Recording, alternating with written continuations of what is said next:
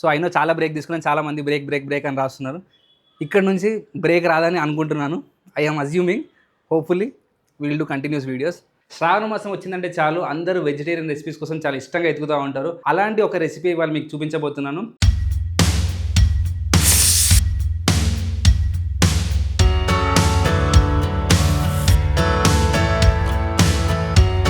When pongal అంటారు, కారా పొంగల్ అంటారు, మిరియాల పొంగల్ అనండి, ఏదైనా పేరు పెట్టుకోండి, కానీ టేస్ట్ మాత్రం అదిరిపోతుంది.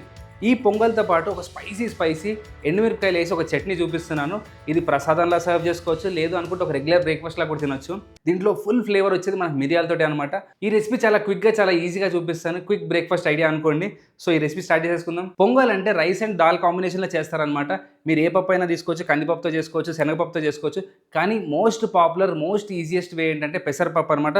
సో ఇక్కడ నేను equal portions of rice and పెసరపప్పు తీసుకున్నాను. ఈ రెండింటిని లైట్గా ప్యాన్లో వేయించుకుందాము. ఒక కప్పు బియ్యానికి ఒక కప్పు పెసరపప్పు తీసుకున్నాను. చాలా తక్కువ మంటలో ఒక 5 నుంచి 6 నిమిషాలు వేయించుకోండి. పప్పుని బియ్యాన్ని ఇలా టోస్ట్ చేసుకోవడం వల్ల వాటిలోంచి మంచి నట్టినెస్ బయటకు వస్తుంది, ఫుల్ ఫ్లేవర్ బయటకు వస్తుంది. కంపల్సరీగా ఇలాంటి పొంగల్ చేసుకునేటప్పుడు మాత్రం వేయించుకోవడానికి ట్రై చేయండి. కొంచెం ఎక్స్ట్రా ఎఫర్ట్, బట్ టేస్ట్ మాత్రం వర్త్ ఇట్ ఉండిద్ది. సో ఇలా వేయించేసుకున్నాం కదా, ఈ మాత్రం రంగు వస్తే సరిపోతుంది. ఇలా వేయించేసుకున్నాం కదా, పప్పుకి రైస్కి ఇలా లైట్ రంగు వస్తే సరిపోతుంది. ఇంతకంటే ఎక్కువ రంగు రాకూడదు అనమాట. సో ఇలా వేయించుకున్న దాన్ని ఒక కుక్కర్లో వేసేసుకోండి. దీంట్లో 6 కప్స్ ఆఫ్ వాటర్ వేసుకోండి.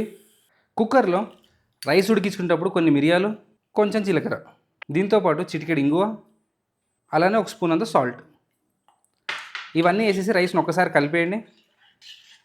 దీంట్లోనే ఒక 2 స్పూన్లంత నెయ్యి, ఇలా అన్నీ వేసేసుకొని కుక్కర్ మూత పెట్టేసుకోవడమే. జస్ట్ ఒక 3 విజిల్స్ వస్తే మనకి రైస్, పప్పు పర్ఫెక్ట్గా ఉడికిపోయి రెడీగా ఉంటాయి. దీని తర్వాత మనం దీంట్లో తాలింపు వేసుకుందాము. పొంగల్ ప్రాసెస్ ఆల్మోస్ట్ అయిపోయినట్టే. దీన్ని పక్కన పెట్టేసుకొని ఇప్పుడు మనం చట్నీ చేసుకుందాము. దీంతోపాటు కారం చట్నీ తింటే చాలా క్రేజీగా ఉండిద్ది. బుడ్డి కుక్కర్లో పెట్టిన అంత బుస్బుస్ అని బయటకు వస్తుంది, కానీ పక్కన పెట్టేసుకున్నాం దాన్ని. ఇంకొక విజిల్ వస్తే సరిపోతుంది. ఇప్పుడు దీనికి కావాల్సిన స్పైసీ చట్నీ చేసుకుందాము. చాలా సింపుల్గా, చాలా క్విక్గా చూపిస్తాను. ప్యాన్లో ఒక 2 టీ స్పూన్ అంత ఆయిల్లో ముందుగా పల్లీలు వేసుకొని పల్లీలు చక్కగా కలర్ వచ్చేంత వరకు వేయించుకోండి. పల్లీలు ఎంత పర్ఫెక్ట్గా వేగితే మన చట్నీ అంత టేస్టీగా వస్తుంది. సో అందుకని లో ఫ్లేమ్లో పల్లీలు మంచిగా రంగు వచ్చేంత వరకు వేయించుకోండి. ఇది లాస్ట్ విజిల్. దీని తర్వాత స్టవ్ ఆపి వదిలేసేయండి. సో 3 విజిల్స్ పర్ఫెక్ట్గా వచ్చేసాయి. ఇది కూల్ అవ్వడం కొంచెం టైం పడుతుంది. అలానే మనకి చట్నీ చేసుకున్న తర్వాత గ్రైండ్ చేసుకోవడానికి చట్నీ కూడా చల్లారాలి కాబట్టి ఇప్పుడే చేసేస్తున్నాను. సో 2 కూల్ అయ్యే టైంకి పర్ఫెక్ట్గా టైం అడ్జస్ట్ అవుతుంది.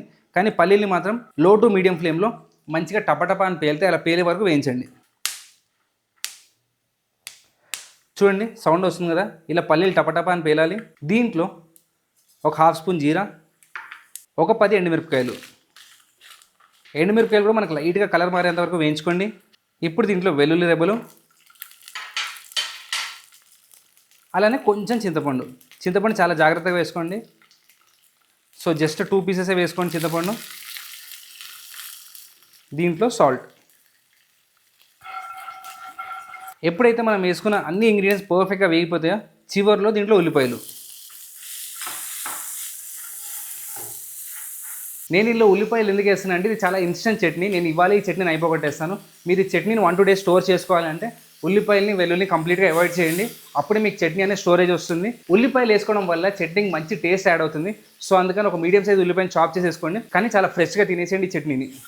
సో ఉల్లిపాయలు లైట్గా సాఫ్ట్ అయ్యేంత వరకు కుక్ చేసుకొని చల్లారి చేసుకొని దీన్ని ఫైన్ పేస్ట్లా గ్రైండ్ చేసుకోండి. చూడండి, ఉల్లిపాయలు, పల్లీలు, ఎండుమిరపకాయలు అన్నిటికీ పర్ఫెక్ట్గా రంగు వచ్చేసింది. సో ఇప్పుడు దీన్ని stove ఆపేసుకుందాము.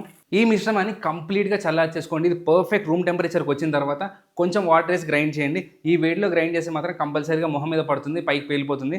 So let it cool completely.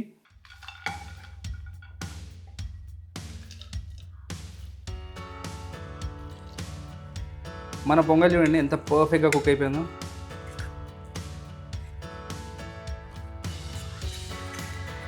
మనం రైస్, దాల్ ఈక్వల్ క్వాంటిటీస్లో వేసుకున్నాము, అందుకే పర్ఫెక్ట్ కలర్ కాంబినేషన్ వచ్చింది మనకి. సో ఇప్పుడు దీనికి తాలింపు వేసేసుకుందాం. మన పొంగల్ పర్ఫెక్ట్గా ఉడికిపోయింది. మీకు కొంచెం క్రీమీగా కావాలి అంటే లైట్గా వాటర్ వేసేసుకొని ఈ కన్సిస్టెన్సీలోకి తెచ్చేసేయండి దాన్ని. అప్పుడు మనకు పర్ఫెక్ట్ క్రీమీ పొంగల్ వస్తుంది. కొంతమందికి డ్రై పొంగల్ కూడా ఇష్టం ఉంటుంది. వాళ్ళకి 2 కప్స్ ఆఫ్ రైస్ అండ్ దాల్కి 6 కప్స్ సరిపోతుంది. లేదు ఇంకొంచెం క్రీమీ కావాలంటే 1 కప్ వాటర్ ఎక్స్ట్రా వేసుకోండి, సరిపోతుంది. సో ఇక్కడ మనం ఈ పొంగల్కి తాలింపు వేసేసుకుందాము. పొంగల్లో మనం జీరా, ఇంగువ, మిరియాలు వేసి ఉడికించేసుకున్నాము. కానీ పొంగల్ అసలు మసా జీడిపప్పు అనమాట. సో అవన్నీ ఇప్పుడు తాలింపులాగా వేసుకుందాము. సో ప్యాన్లో నెయ్యి. పొంగల్ వేసేటప్పుడు నెయ్యిలో అస్సలు మొహమాట పడకండి, ఎంత ఉంటుంది తీసేయండి. కొంచెం జీరా, జీడిపప్పుకి మంచి బ్యూటిఫుల్ గోల్డెన్ బ్రౌన్ కలర్ రావాలి. ఉడికించేటప్పుడు కొన్ని వేసాం కదా, తాలింపులు కూడా కొన్ని మిరియాలు వేసుకోండి. జీడిపప్పుకు రంగు రావాలి కానీ మాడిపోకూడదు. దీంట్లో ఒక పచ్చిమిరపకాయ సన్నగా తరిగింది, 1 స్పూన్ అంత అల్లం, కొంచెం కరివేపాకు. చూడండి, జీడిపప్పుకి ఎప్పుడైతే ఇలాంటి లైట్ గోల్డెన్ బ్రౌన్ కలర్ వస్తుందో అప్పుడు దీంట్లో మనం ఉడికించుకున్న పొంగల్ వేసేసుకోండి. పొంగల్లో మన తాలింపు కలిపేయండి. మన పర్ఫెక్ట్ పొంగల్ రెడీ అయిపోయింది. ఈ స్టేజ్లో మీరు పొంగల్ కన్సిస్టెన్సీ అడ్జస్ట్ చేసుకోవచ్చు. క్రీమీగా కావాలి అనుకుంటే కొంచెం వాటర్ యాడ్ చేసుకోండి, లేదు కొంచెం డ్రైగా ఇష్టపడతామంటే యాజ్ ఇట్ ఈస్ వదిలేయండి. సో ఈ మాత్రం కన్సిస్టెన్సీ నాకు పర్ఫెక్ట్గా సరిపోతుంది. సో ఒకవేళ ప్రసాదం అయితే ఇలానే సర్వ్ చేసుకోండి. నేను ఆల్రెడీ స్టార్టింగ్ ఉడికించేటప్పుడు 1 స్పూన్ సాల్ట్ వేసాను. లేదు మామూలుగా తినడానికంటే ఒక్కసారి సాల్ట్ చెక్ చేసుకోండి, పడితే ఇంకొంచెం చిటికెడు పడుతుంది. సో మన చట్నీలో కూడా సాల్ట్ ఉంటుంది కాబట్టి పర్ఫెక్ట్గా చూసి వేసుకోండి. ఇంతే అండి, మన క్రీమీ పొంగల్ రెడీ అయిపోయింది. ఇప్పుడు దీన్ని సర్వ్ చేసేసుకుందాం. చూడండి, ఇలా క్రీమీగా ఉండాలి పొంగల్ అంటే. ఫుల్గా మిరియాలు జీడిపప్పుతో లోడ్ అయి ఉండాలి.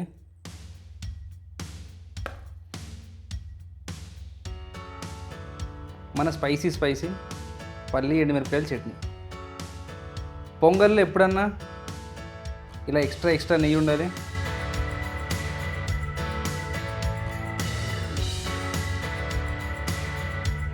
చూసారుగా ఈ బ్రేక్ఫాస్ట్ ఎంత ఈజీగా చేసుకోవచ్చు అదిరిపోయే చట్నీతోటి. పొంగల్లో చాలా మంది చేసే మిస్టేక్ ఏంటంటే ఆ మిరియాలు అన్నీ ఏరు పెడతారు. అస్సలు అలా ఏరకూడదు.